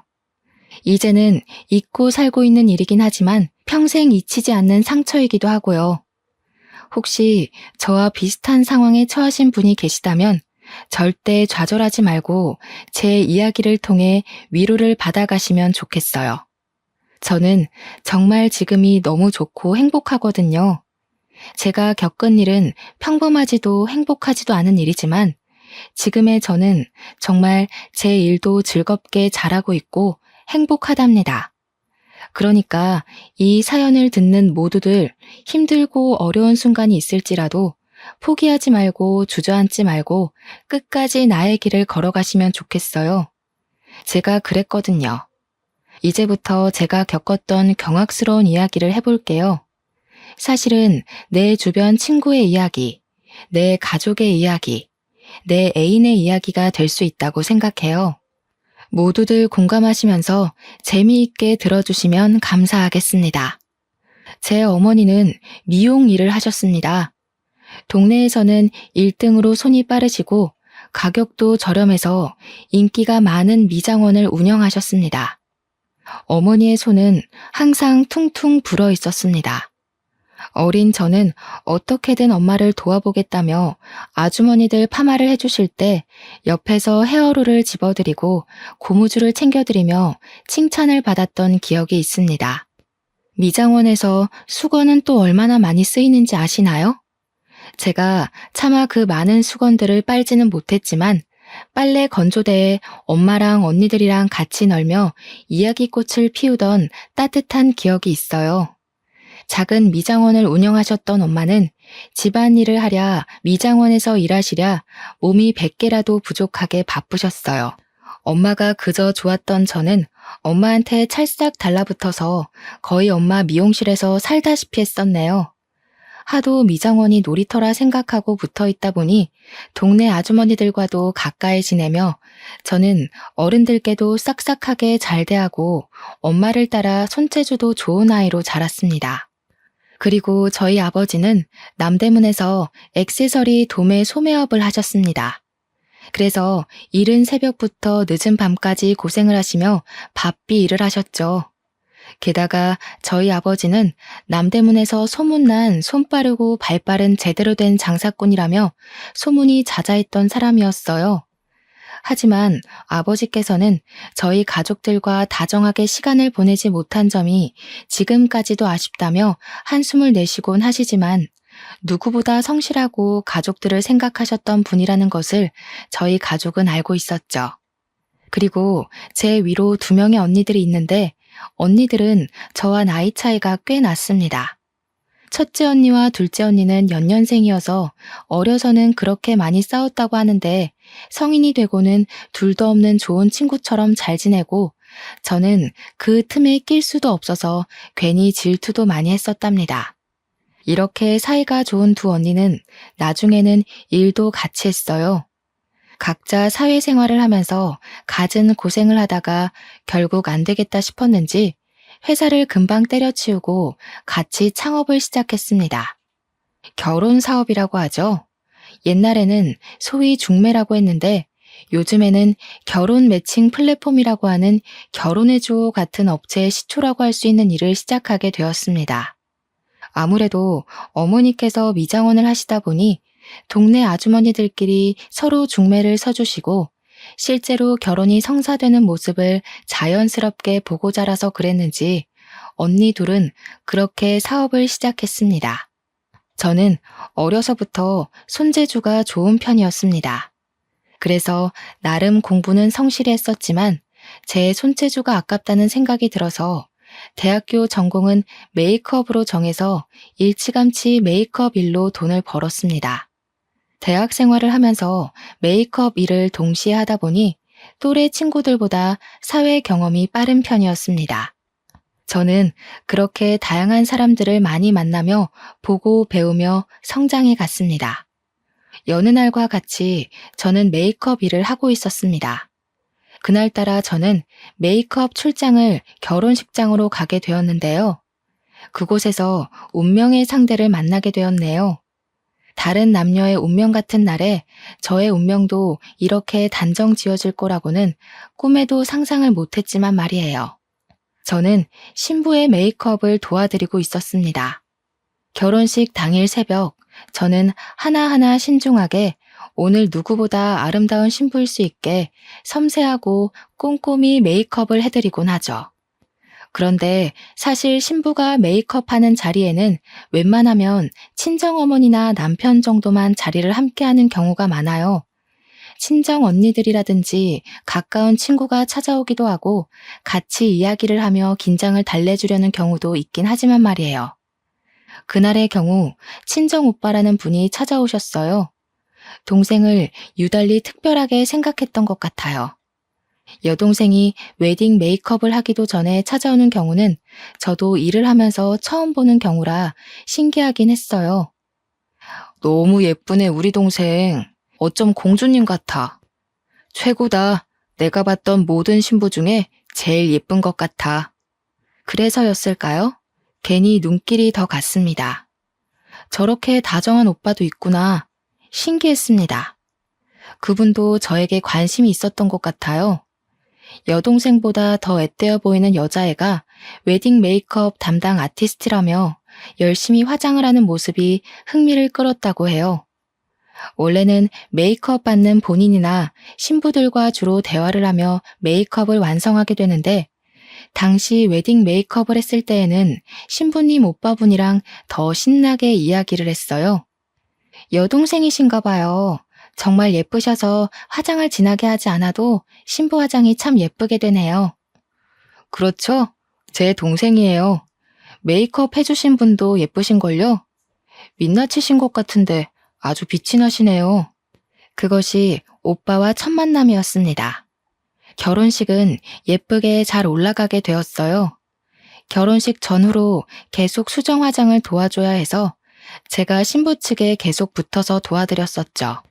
때마다 오빠분도 어디선가 나타나서 옆에서 제 관심을 끌기 위해 노력을 했던 것 같아요. 우와, 메이크업을 이렇게까지 꼼꼼히 해주시는 건 또 처음 봤네요. 저도 나중에 결혼하게 되면 메이크업 부탁드려야겠어요. 이렇게 섬세하게 봐주시는 거라면 저는 적극 찬성이에요. 식이 끝나고 그날도 당연하게 저는 혼자서 뷔페를 먹고 있었어요. 그런데 누군가 제 어깨를 툭툭 치더라고요. 누군가 싶어서 오물거리며 뒤를 돌아보니 신부 측 오빠분이 서 계셨어요. 아니, 그래도 그렇지. 어떻게 결혼식 뷔페를 혼자만 먹어요? 같이 먹어요.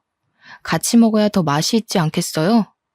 아, 그렇긴 하겠지만 저야 뭐 워낙 혼자 먹는 뷔페가 익숙해서요.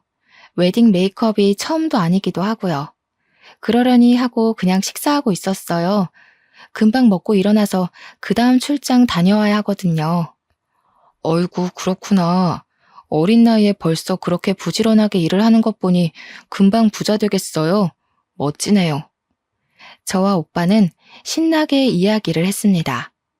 저도 메이크업만 할 줄 알지 바쁘게 일상을 살아가다 보니 친구가 많은 것도 아니었고 연애 경험이 많지도 않았었어요.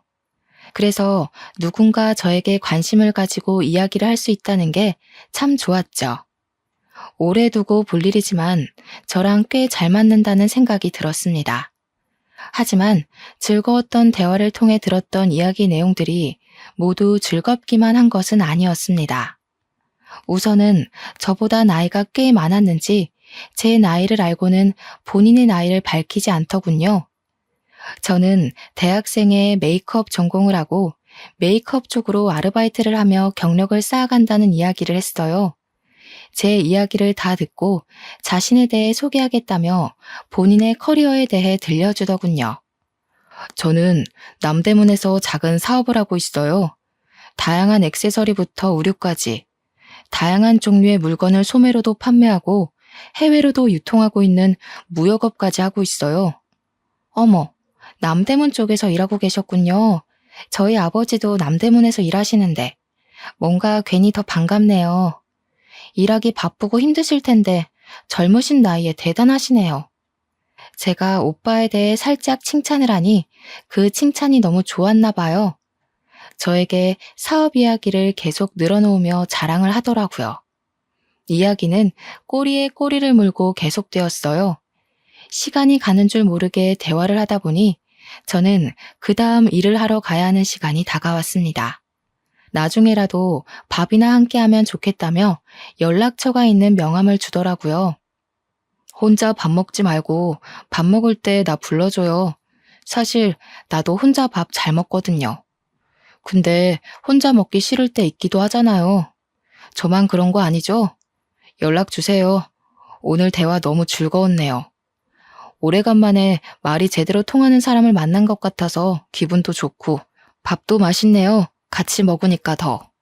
일 조심히 가요. 꼭 연락 주기예요. 사실 저는 오빠의 나이가 꽤 있는 것 같아서 남녀 관계로는 크게 생각을 하지 않았어요. 그냥 우연하게 하루 즐겁게 대화하며 밥을 먹은 것으로 좋겠기 때문이에요. 하지만 오빠는 가는 길 끝까지 연락 달라며 적극적으로 대시하는 것이었어요. 마음이 설레면서도 괜히 걱정이 앞섰어요.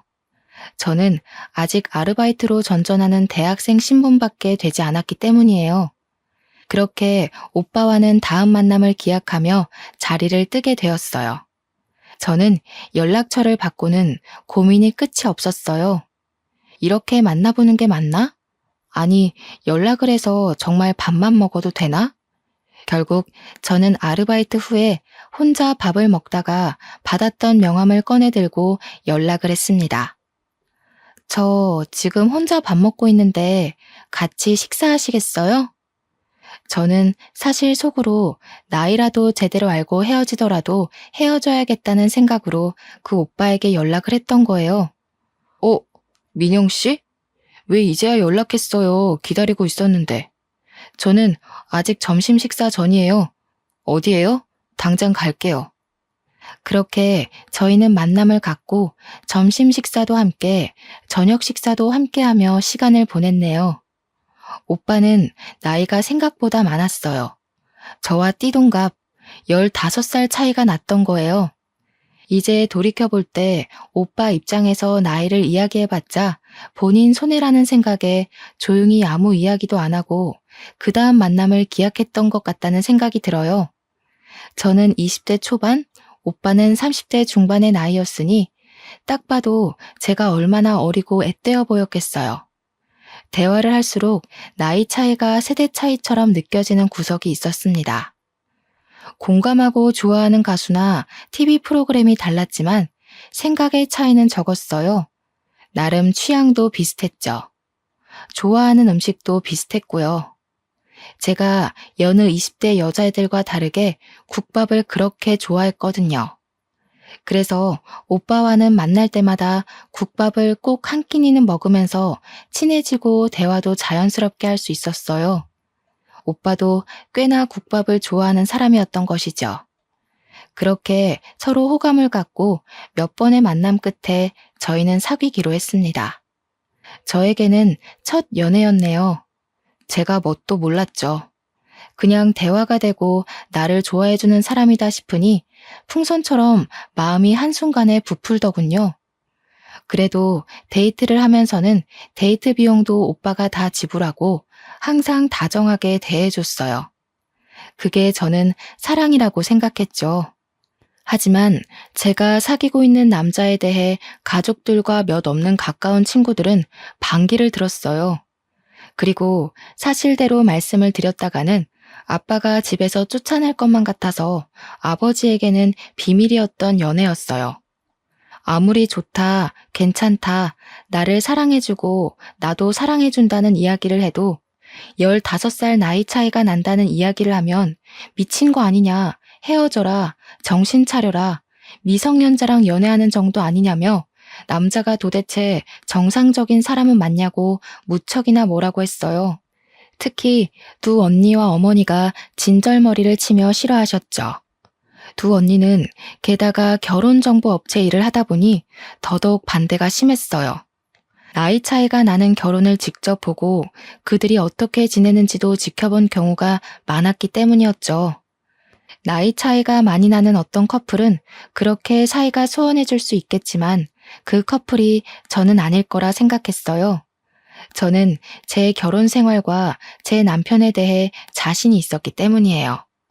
아니, 세상이 이렇게 넓고 깔린 게 남자들인데 넌 도대체 무슨 생각으로 그런 놈을 만나는 거야? 15살이나 나이 차이가 나면 만나려고 생각했다가도 좋다가도 감정이 사라지지 않냐? 어이가 없네. 언니들이 그쪽 일에서 뻔히 알고 있는 거 몰라? 왜 이렇게 어리석게 행동하는 거야? 그러게, 진짜 민영이 너도 웃기지? 우리가 싫어할 거 알고 있었지? 그러니까 나이 이야기는 쏙 빼고 있다가 시간 지나고 나중 돼서야 이야기를 하는 거 아니겠어? 참, 민영이 너도 어리다 어려.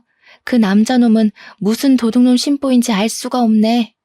저는 당시에 한창의 나이였지만 남자 쪽에서는 30대 중후반, 40대를 바라보는 나이인지라 집안에서 결혼에 대한 압박이 꽤 있었나 봐요. 저는 결혼 생각이 전혀 없었어요. 하지만 오빠는 사귀기 시작한 지 한 달쯤인가 되었을 때부터 결혼에 대한 이야기를 하기 시작했어요. 저는 너무 이르다는 생각이었죠. 오빠가 좋은 사람이고 남자로서도 제가 좋아하게 되었고 본인 밥벌이도 하고 집안도 괜찮다고 생각을 해서 그냥 흐르는 대로 가보기로 했어요. 20대 초반에 저는 결혼에 대한 마음이 없었지만 남자 쪽 집안에서 꾸준히 결혼 이야기를 했고 오빠도 결혼을 원하는 상황이어서 어느새 저에게 결혼이라는 주제가 자연스럽게 여겨지게 되었어요. 게다가 결혼 이야기를 하게 된 것도 한 달이 지난 시점부터였고, 진지하게 결혼 이야기를 하며 저에게 프로포즈를 한 것도 정식으로 사귄 지 4개월 만의 일이었죠. 제 주변 친구들과 가족들에게도 말할 수밖에 없는 상황이 찾아온 거죠. 연애를 할 때에도 다들 그렇게 반대를 했는데, 제가 결혼을 한다고 하면 얼마나 반대를 할지 무서울 정도였어요. 역시 걱정한 대로 친구들과 언니들은 무척이나 나무라며 저를 몰아세웠어요. 사계절은 만나봐야지 않겠어? 그 사람 너보다 20살이나 많다며. 그렇게 급하게 결혼까지 하다가 탈라면 어떻게 하려고 그래? 민영이 너 정말 그 사람에 대해 다 잘 알고 있다고 생각해? 20살 아니고 15살 많아. 그리고 자기 일 책임감 있게 잘하고 나 아껴주고 집안에도 문제 없어. 그것 말고 뭐가 더 필요해? 내 결혼인데 어떻게 그렇게까지 반대할 일이야? 저도 오빠와의 결혼에 대해 확신이라기보다는 고민을 하고 있었는데 하도 주변에서 몰아붙이다 보니 제가 오기가 나더군요. 내가 잘 사나 못 사나 봐라. 나 정말 잘 살 자신 있다. 보란 듯이 보여주고 싶어졌어요. 실제로 저희는 연애를 하는 동안 싸우거나 작게라도 의견 충돌이 생긴 적이 없었어요. 커플들이 자연스럽게 티격태격한다는 것이 어떤 건지도 이해할 수 없었죠. 주변에서는 그래도 싸워도 보고 긴 기간 지켜보면서 신뢰를 쌓아가는 것이라며 걱정 어린 조언들이 끊이지 않았습니다. 저는 프로포즈를 받고 그 후로 3개월이 지난 후에 결혼식을 올리게 되었습니다. 지금에서야 그 시간들을 돌아보면 왜 뭐가 그렇게 급해서 1년이 되지도 않는 시간 동안 쪼들리듯이 결혼식을 올렸던 것인지 저도 콩깍지가 어지간히 단단하게 쓰여 있었다는 생각이 들어요. 축복이라기보다 많은 사람들의 걱정과 염려 속에 저희는 신혼생활을 시작하게 되었죠. 사업을 하던 남편 덕분에 그래도 결혼 초기 자본으로 서울에 있는 작은 아파트에서 살 수 있었어요. 너무도 기뻤어요. 저는 항상 주택이나 빌라에서만 살아왔기에 아파트에서 사는 것이 꿈이었어요. 저는 부모님으로부터 독립도 하기 전에 결혼을 하게 되어서 아담하지만 내 집이라는 공간이 생긴 것도 참 좋았답니다. 그렇게 내 꿈을 이루었다는 생각에 한껏 부풀어 있었던 것도 잠시였죠. 곧 악몽처럼 현실이 다가왔습니다. 하루는 저희 신혼집에 가스 점검이 있었어요. 그래서 점검하신다는 기사분을 들여보냈는데 저희 집을 유달리 유심히 보는 거예요. 저도 처음엔 아무 생각이 없었지만 점차 이상하다는 생각이 들었습니다. 가스 점검을 하시는 것도 지켜보는데 제대로 하는 것 같지 않았어요. 혹시 점검하시는 분 진짜 맞으세요? 아까부터 저희 집을 계속 두리번거리시고 가스 점검은 하는 동 마는 동 하시길래요. 아, 네. 그럼요. 점검 나와서 점검하고 있잖아요. 빨리 끝낼게요. 본인이 점검을 한다고 하는데 덧붙일 말은 크게 없었습니다. 그래서 그냥 저는 집안일을 마저 했어요. 그런데 말이죠. 그 다음 그분의 행동이 더 이상했습니다. 저희 부부의 웨딩 촬영 사진이 거실에 크게 액자로 걸려 있는데 그 앞에서 사진을 뚫어져라 보는 것 아니겠어요? 괜히 찜찜하고 이상한 기분이 들었어요. 저기 지금 뭐 하시는 건가요? 사진을 왜 그렇게 기분 나쁘게 쳐다보세요? 아니, 기분이 나쁘시다뇨. 저는 그냥 웨딩 촬영이 예쁘게 된 것 같아서 부러워서 본 것뿐이에요. 참 별것도 아닌 걸로 과민하게 구시네. 뭐 불안하고 찔리는 거라도 있으신가 봐요? 아니, 결혼한 지 얼마 안 된 사람한테 할 말이 있고 안 할 말이 있지. 무슨 소리를 하시는 거예요? 점검 다 하셨으면 어서 나가보세요. 진짜 세상에 별 이상한 인간들을 다 보네. 아니면 아닌 거지. 되게 예민스러우시네요. 그럼 이만 가보겠습니다. 남편분이 참 훤칠하시네요. 바깥으로 나돌 관상인데 내조를 좀 잘하셔야겠어요. 안녕히 계세요. 어머머, 이 사람 진짜 별소리를 다 하네. 어서 우리 집에서 나가세요. 가스 점검도 점검 나름이지. 뭐 이딴 사람들이 일을 하고 있어? 나가요, 어서. 당장 안 나가면 경찰에 신고할 거예요. 여자는 소름 끼치게 깔깔대며 웃었어요. 당장 나갈 건데 왜 이러냐며 손사래까지 치는 모습을 보였죠. 다시 생각해봐도 그 순간이 너무 끔찍하면서 당황스러운데 정말 소름이 돋네요. 그렇게 저는 그 순간이 그 여자와의 마지막 만남이라고 생각을 했습니다. 하지만 그 이후에도 저와 꽤 자주 마주치게 되었습니다. 분리수거를 하러 밖으로 나갈 때 퇴근 후에 같은 버스를 타기도 했고요. 어느 날은 아예 저희 아파트 현관 앞에서 저를 기다리기도 했습니다. 저기요, 저희 구면이죠? 죄송한데 무슨 일이실까요? 저 만나러 오신 거예요? 어머, 안녕하세요. 인사도 없이 그렇게 본론부터 말하면 섭섭하죠. 맞아요. 저희 구면이에요. 가스 점검 기억하시죠? 저도 이 동네 사는데 그때 친절하게 대해주시고 얼굴도 몇 번 우연히 보다 보니 친구하면 좋을 것 같아서 인사드리려고 기다렸어요. 아니, 뜬금없이 친구라고요? 무슨 자다가 봉창 두드린 소리 하시는 거예요? 목적이 뭐예요? 꼭 목적을 가지고만 사람을 만나나요? 너무 딱딱하시다. 오늘은 좀 놀라신 것 같으니 다음에 또 인사드릴게요. 괜찮을 것 같네요. 안녕히 들어가세요. 뜬금없는 친구 이야기에 당황스러웠던 저는 무서운 마음에 남편에게 상황을 알렸어요. 나이도 어려 보이는 젊은 여자가 가스 점검 기사님으로 일하는 것 같긴 한데 계속 눈앞에 나타나고 우연히 만난다. 그리고 오늘은 나한테 말까지 걸었다는 이야기를 했죠. 남편은 사색이 되며 진짜 조심해야 할 것 같다며 다음부터 그런 사람 만나면 절대 아는 척 하지 말고 말도 걸지 말라고 하더라고요. 미친 사람 같다며 여자 쪽에서 말을 걸더라도 그냥 피하는 게 상책일 것 같다고요. 신혼생활을 하며 그렇게까지 언성을 높이고 얼굴이 시뻘개지게 흥분을 했던 적이 없었는데 하도 잔소리가 길어지길래 알겠다고 안심을 시켰어요. 그날 이후로 저는 그 여자를 우연이라도 마주칠까 조마조마한 마음으로 지냈어요. 그럴만도 하죠. 하지만 남편은 그날 이후로 저에게 언성을 높이며 저를 쪼아대기 시작했습니다. 그런 남편이 이상하게 느껴졌어요. 그렇게 사랑꾼이던 사람이 어느 순간 180도 변하는 모습을 보이니 배신감까지 들더군요. 또 이상했던 일이 있었습니다. 남편 휴대폰으로 모르는 전화번호가 꾸준히 연락이 오는 것이었어요. 아침에 기상을 할 때도 알람처럼 전화를 하고 저녁 식사 때에도 꼭 전화가 왔어요. 심지어는 자기 직전까지 전화가 울려대는 것을 봐야 했습니다. 같은 번호로 계속 연락이 오네? 아무리 거래처라고 해도 꼭두 새벽부터. 그리고 자기 전에 연락하는 건 너무 예의가 아니지 않아? 한마디 하면 안 돼? 너무 짜증나서 왜 전화는 안 받는 거냐고 물어봤어요. 남편은 거래처 사람 연락인데 컴플레인이 과하다며 둘러대더군요.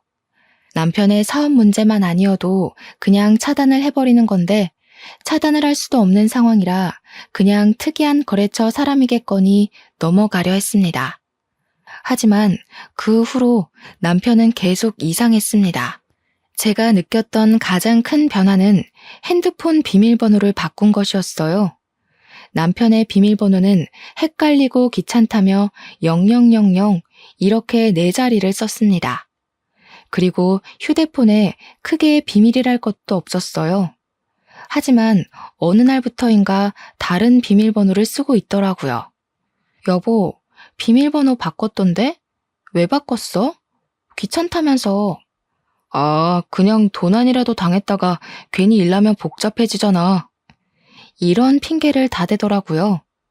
의아했지만 그냥 애써 넘어가려 했습니다. 저는 메이크업 일을 꾸준히 했기 때문에 개인 스케줄이 들쭉날쭉했습니다. 그날도 출장 메이크업이 있는 날이었어요. 제가 나갈 채비를 다 하고 집 밖으로 나갔다가 지갑을 두고 와서 다시 집에 들어갔었는데 남편이 누군가와 통화를 하고 있더라고요. 그래서 조용히 엿들었어요. 나갔어. 진짜 나갔다니까. 그래. 알겠어용. 곧 보자. 나도 보고 싶어용. 나갔다는 건 아무래도 제 얘기겠죠. 그건 아무렇지도 않았습니다. 하지만 콧소리를 흥흥거리며 애교 섞인 이야기를 하며 누군가에게 보고 싶다고 속삭이는 남편의 모습은 저도 난생 처음 봐서 까무러칠 뻔했습니다. 아무래도 남편한테 비밀이 있다는 안 좋은 예감이 들었어요.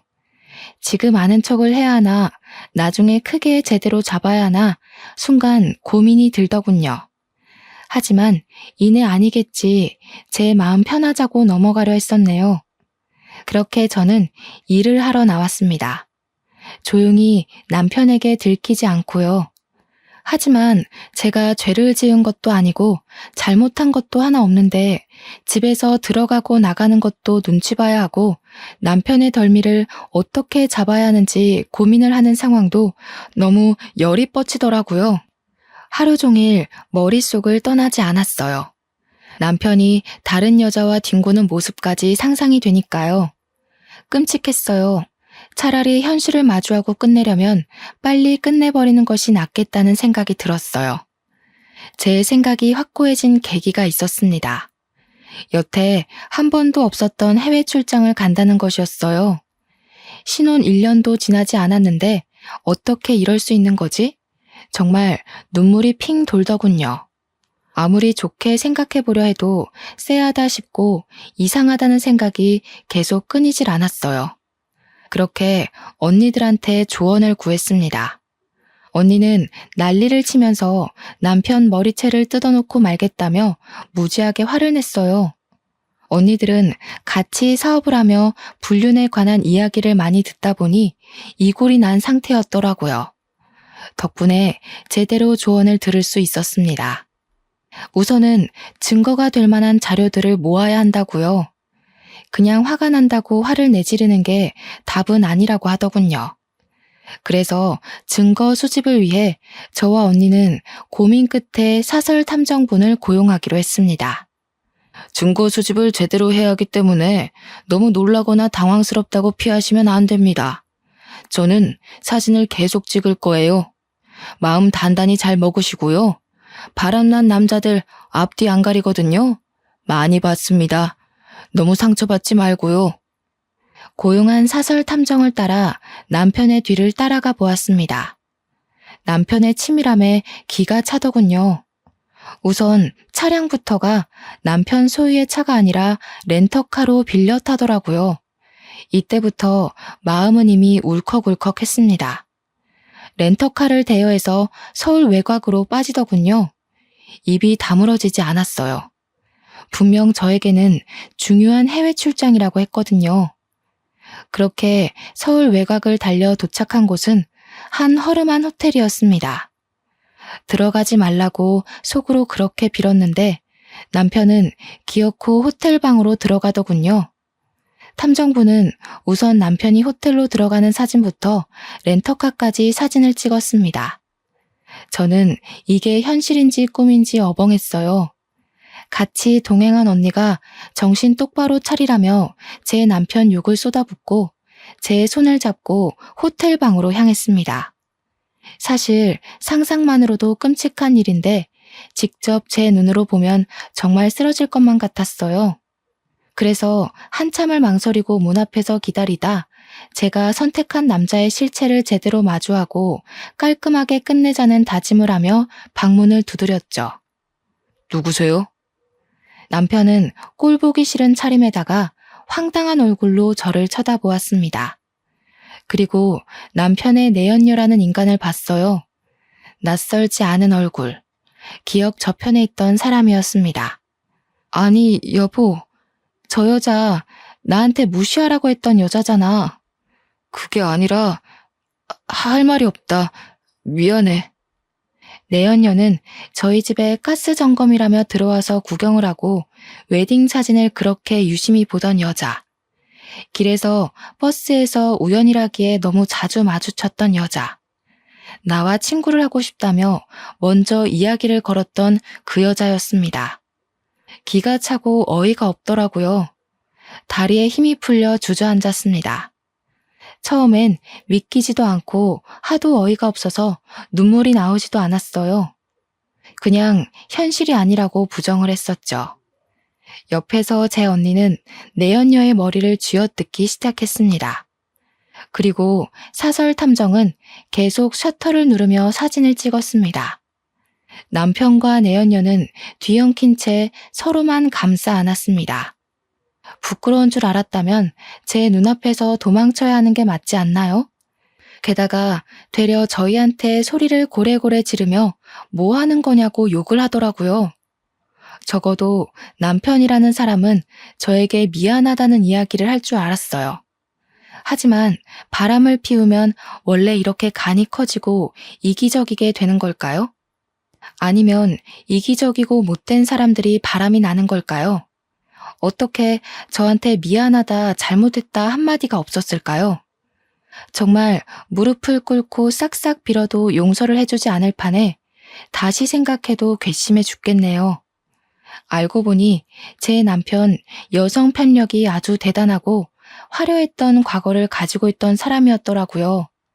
30대 중반의 남자가 저만 만나진 않았겠죠. 저도 그 사실이야 알고 있긴 했는데 이 정도일 줄은 몰랐어요.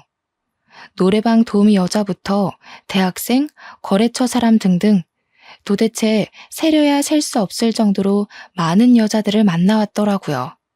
이 사실을 시댁에서 알고 어떻게든 그 바람길을 잠재워야겠다며 만나는 여자들 중에서 가장 성실하고 괜찮다고 생각한 저를 꼬셔서 결혼시켰던 것이었어요.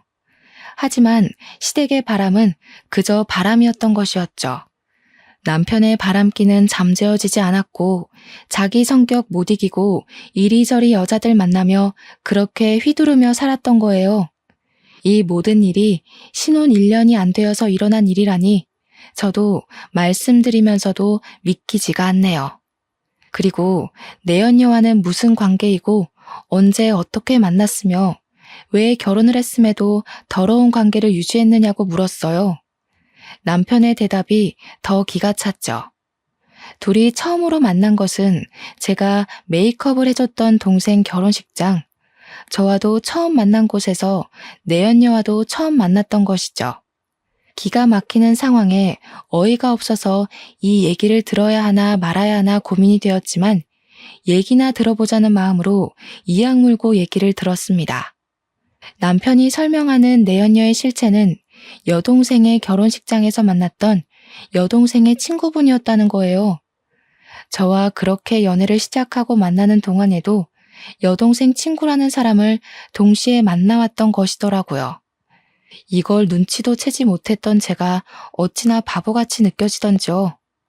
뭐라고? 그러면 신우는 이 상황을 알고 있어? 자기 친구랑 오빠랑 바람났다는 것을? 알고 있긴 해. 근데 참 상황이 어려웠지. 이렇게 말끝을 흐리는데 진짜 엎어치기를 하고 싶더라고요. 똑바로 설명 좀 해보라고 해서 들어보니 신우는 저보다 자기 친구와 사귀고 결혼까지 하는 것을 더 원했더라고요. 참나, 이런 사실도 제대로 모르고 있었는데 제가 시댁 식구들한테 잘하는 모습을 보고는 얼마나 기가 차고 웃겼을까요? 제대로 비웃음거리가 된 기분이었어요. 알고 보니 시댁 식구들은 제 남편이 저와 동생 친구, 이렇게 두 명과 양다리를 걸치고 있었다는 것을 이미 알고 있었던 거예요. 게다가 우리를 만나면서도 중간중간 다른 사람들을 만나는 것도 있었고요. 그런 건 당연스럽게도 눈을 감아줬던 거죠. 머리가 깨지는 기분이었어요. 도대체 이런 상황이 말이나 되는 건가 싶어서요. 그래도 결혼식까지 올리고 도장까지 찍었으면 관계 정리를 해야 하는 거 아니야? 제정신이야? 미친 거야? 나한테는 두 명 다 사랑인데 어느 쪽을 택하고 어느 쪽을 포기하겠어. 그래서 난 두 명 모두를 택한 거야. 이런 정신 나간 이야기를 하더라고요. 둘 다 사랑해서 둘 다 택했다. 그래서 본인은 당당하고 자랑스럽다는 이야기라도 할 수 있는 걸까요? 무슨 말도 안 되는 소리 좀 하지 마. 길거리 나가서 지나가는 개한테 물어봐도 이런 식으로 대답하지는 않아. 저도 제 할 말은 해야 했습니다. 저도 제 인생 걸고 20대 초반의 나이에 나이 차이 많이 나는 남자와 결혼을 한 거잖아요. 제 삶이 아깝고 제 시간이 안타깝고 제 창창한 20대 인생을 날려먹었다는 생각에 분이 차올랐습니다. 어머, 저한테도 말 좀 걸어주세요. 저랑 초면 아니잖아요. 저번에도 인사했을 때 되게 까칠했는데 그 성격 여전하시네요. 그러니까 남편이 도망 나와서 이렇게 저랑 놀죠. 신혼이라면서 남편 관리가 이렇게 안 돼서 쓰나? 바람이 당당하고 책임 전가를 저에게 하더라고요. 그 더러운 연놈들 때문에 흘리는 눈물이 아깝고 치가 떨렸어요. 그래서 저는 제가 해야 할 일을 하기로 마음먹었습니다. 나쁜 놈에게는 나쁜 놈에게 맞는 대우를 해야겠다는 생각뿐이었어요. 분이 가시지를 않았죠. 그래서 저는 남편 놈이 행했던 만행들을 손편지로 하나하나 다 적었습니다. 그리고 불륜 현장에서 찍은 사진들도 모조리 프린트를 해서 편지와 함께 수백 장 복사를 했습니다. 남편이 일하는 곳은 남대문이었죠. 아버지께서도 일을 하시는 같은 동네였기 때문에 저는 아버지께서 모든 사실을 알게 되시고 남편을 쫓아가 때리실 수도 있다는 가능성까지도 염두에 두고 일을 진행했습니다. 남대문은 새벽부터 붐비고 바쁘게 움직이죠. 저는 그것보다 더 일찍 일어나서 움직이고 실천에 옮겼습니다. 시장 사람들 정말 많죠. 우선은 상인분들을 한 분 한 분 찾아뵈면서 제가 프린트한 손편지와 사진을 정성스럽게 전해드렸습니다.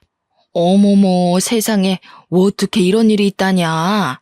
미친 거 아니냐? 아주 돌았나 봐. 남자 여자가 쌍으로 돌았네 그려. 어떻게 민영이 같은 저자를 두고 바람이 나도 저렇게 단단히 바람이 났디야? 그니까 말이요. 민영이 마음고생 많았다. 저런 쓰레기 같은 놈 쳐다보지도 말어라. 세상에 좋은 남자도 많고 안 만나도 민영이는 혼자서도 멋지게 잘 살 수 있다. 그놈 같은 인간은 빨리빨리 쓰레기통에 처박아 버려라. 다들 무척이나 안타까워하시면서 저를 위로해 주시더라고요. 감사했습니다. 남편이나 내연녀가 미안해하지도 않고 배째라식으로 나왔던 태도에 받았던 상처들 많이 치유받을 수 있었습니다. 그리고 저는 남대문에서 오랫동안 장사해 오셨던 아버지 딸이라는 것도 다들 알고 계셨고 특히나 건물주 분께서 상황을 딱하게 여기시고 저와도 일면식이 있는 사이인지라 제 편지와 사진들을 건물 내 공지란에도 붙여주셨어요. 아버지도 결국 이 모든 상황을 아시고는 그날 바로 남편 회사에 쫓아가서 남편의 뺨을 제대로 후려쳐 주셨어요. 제가 그 장면을 봤어야 하는 건데 아쉽게도 직접 보지는 못했네요. 제 조력자인 두 언니를 통해 아빠가 그렇게 멋지게 뺨을 날리는 것을 처음 봤다며 자랑스럽게 전해주는 이야기를 통해 알게 되었어요. 그렇게 남편은 제대로 망신살이 뻗치게 되었습니다. 결국 운영하던 회사 사람들도 제 편지와 사진들로 모든 상황들을 알게 되었죠. 그리고 남편의 회사에서는 급하게 주주총회를 열었고 그 자리에는 남편이 초대받지 못했습니다. 그 자리는 회사 대표를 교체하는 자리였었죠. 중요한 주주총회에도 초대받지 못했던 제 남편은 결국 대표직을 박탈당했습니다. 한마디로 잘리게 된 거죠. 그렇게 남편은 남은 것 하나 없이 빈털터리가 되었습니다. 이후 어떻게 지내나 괜히 궁금해서 수소문해보니 주주총회에서 잘리고 대표직 잃고 돈도 잃은 채로 궁하게 살았다고 하더라고요. 그 길로 저는 남편과 결혼한 지 1년도 채 되지 않은 시기에 이혼 서류에 도장을 찍었어요. 현재는 제 일을 맘껏 실컷 자유롭게 하며 메이크업 아티스트로 성공해서 강남에 숍도 차리게 되었습니다. 정말 더 열심히 살기 위해 이를 갈았어요. 누구보다 멋지게 저를 놓친 것이 인생의 실수라는 것을 보여주고 싶었고 그것이 제가 할 수 있는 가장 뜨거운 복수라고 생각했습니다. 짧은 결혼 생활이었습니다. 사실 누구라도 저보다야 결혼 생활은 오래 하시는 경우가 많으실 거라 생각해요. 하지만 저는 후회 없습니다. 결혼 생활 동안 정말 누구보다도 남편을 아끼고 사랑했고 제 일에도 열정적이었으며 집안일도 부족함 없이 했거든요. 그리고 마무리까지도 제 속이 다 시원할 정도로 더 이상 시원할 수 없겠다 싶을 만큼 후회 없이 남편의 실체에 대해 폭로를 했죠. 어떤 분들은 분명 너무 과한 게 아니냐고 하실 수 있겠지만 아니요, 저는 최선이었고 다시 그 순간으로 돌아간다 해도 같은 선택을 하고 전 남편에게 제대로 창피를 줬을 것 같아요.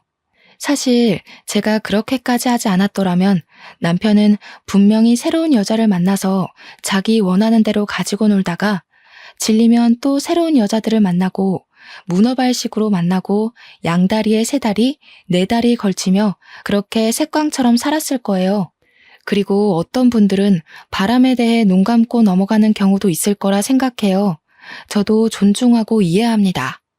사실 저에게 아이가 있었다면 이렇게까지 악랄하고 제대로 복수를 하지는 못했을 것 같아요. 제 남편이긴 하지만 아이의 아빠란 역할도 무시할 수는 없기 때문이죠. 제 이야기 끝까지 경청해 주셔서 감사합니다. 제가 말씀드린 전 남편 같은 놈 절대 마주치지도 엮이지도 않길 진심으로 기원해요. 모두들 좋은 인연들만 주위에 가득하시길 응원하겠습니다. 항상 행복한 일들만 가득하시길 바랄게요. 감사합니다. 오늘도 좋은 하루 보내세요.